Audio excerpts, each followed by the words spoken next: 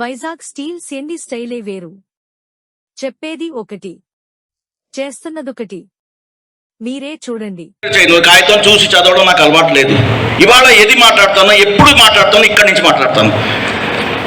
ఒక cricket match, ఒక football match, ఒక గేమ్, ఒక ఏదైనా ప్రోగ్రామ్ నెగ్గాలంటే ఒక పిచ్ రెడీ అవ్వాలి, ఒక గ్రౌండ్ రెడీ అవ్వాలి. ఆర్ఎన్ఎల్ వైజాగ్ ఆ మ్యాచ్ నెగ్గడానికి ఇప్పుడు ఒక పిచ్ రెడీ అవుతుంది. అన్ని డిపార్ట్మెంట్స్లో safety, housekeeping, volume of production, cost, techno economics ఈ ఏరియాస్లో పని స్టార్ట్ అయిపోయింది. కింద 2 నెలలు నేను వచ్చాను, మే 12th వచ్చాను. 2 months, మేబీ 15 days.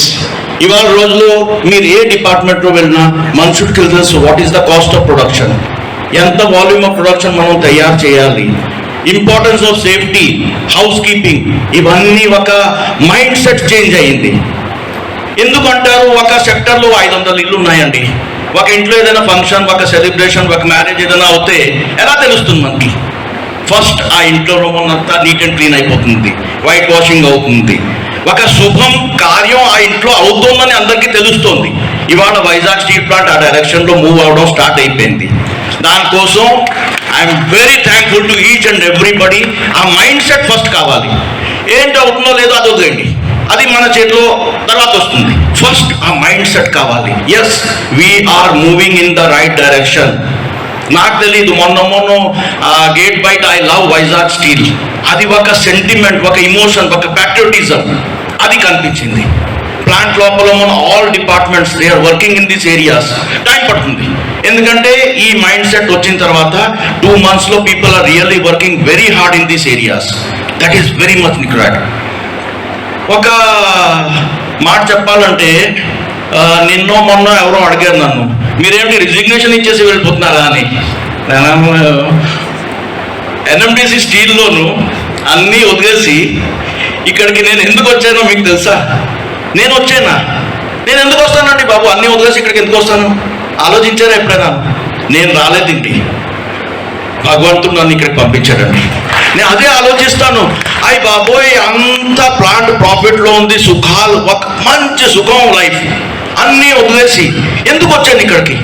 ఆ పాయింట్స్ సెట్ అవుతాయి. మన చేతిలో లేదండి, అది నా చేతిలో లేదు, అది అక్కడి నుంచి వచ్చింది. నేను అదే ఆలోచిస్తాను, అయ్యి బాబోయ్ ఏం కష్టాలండి బాబు, రాత్రిలా పడుకోలేకపోతున్నాను, పొద్దున పడుకోలేకపోతున్నాను. ఇప్పుడు ఎవరైనా అడిగితే మీకు ఏం కావాలంటే నాకు 6 గంటలు 8 గంటలు సుఖంగా పడుకోవాలని ఉంటుంది, అది నాకు. కానీ అవన్నీ అంత సుఖాలు వదిలేసి ఎందుకు వచ్చానండి ఇక్కడికి? నాకే అర్థమవుతూ, అది నా చేతిలో లేదండి. ఆ ఫెయిత్ వల్ల వచ్చాను. ఫెయిత్ అంటే ఎలా ఉంటుందంటే, ఒక గ్రామంలో వర్షాలు లేవండి, అందరూ మనుషులకు తిండి తినడానికి లేదు, ఎన్నో పూజలు చేసుకుంటారు, వర్షాలు రావు. ఓ చిన్న పిల్లాడు ఒక గొడుగు తీసుకుని వస్తాడు అక్కడికి, ఎందుకంటే అప్పుడే గడగడ వర్షాలు మొదలెట్టేస్తాయి. ఎందుకయింది? భగవంతుని అడుగుతారు, బాబు మేము ఇన్ని రోజుల నుంచి పూజలు చేసుకుంటున్నాం, వర్షాలు లేవు. ఆ పిల్లాడిలో ఆ ఫెయిత్ ఉంది, వర్షం వస్తుంది. ఆ ఫెయిత్ తోటి నేను ఇక్కడికి వచ్చానండి.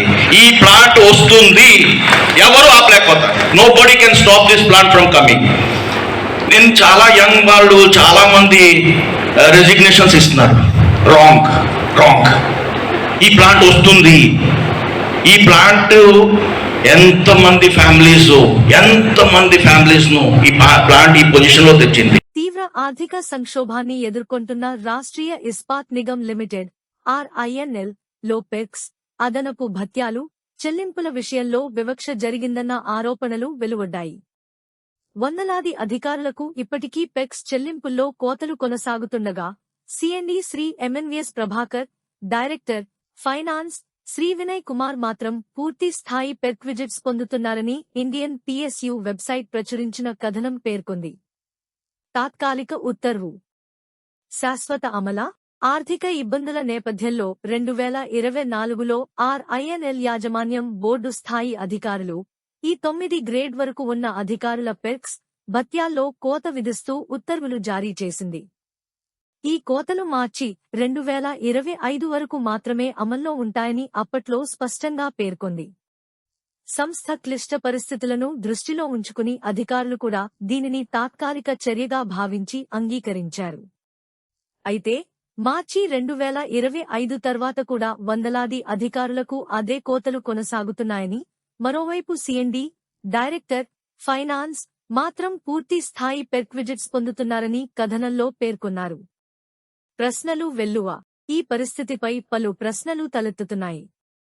మార్చి 2025తో ముగియాల్సిన కోతలు ఇప్పటికీ ఎందుకు కొనసాగుతున్నాయి? సిఎండి, డైరెక్టర్, ఫైనాన్స్ కు పూర్తి పెర్క్విజిట్స్ చెల్లించడానికి ఏ అధికారంతో నిర్ణయం తీసుకున్నారు? దీనికి ఆర్ఐఎన్ఎల్ బోర్డు లేదా కేంద్ర ఉక్కు మంత్రిత్వ శాఖ ఆమోదం ఉందా? ఇతర అధికారులకు ఈ మినహాయింపు ఎందుకు వర్తింపజేయలేదు?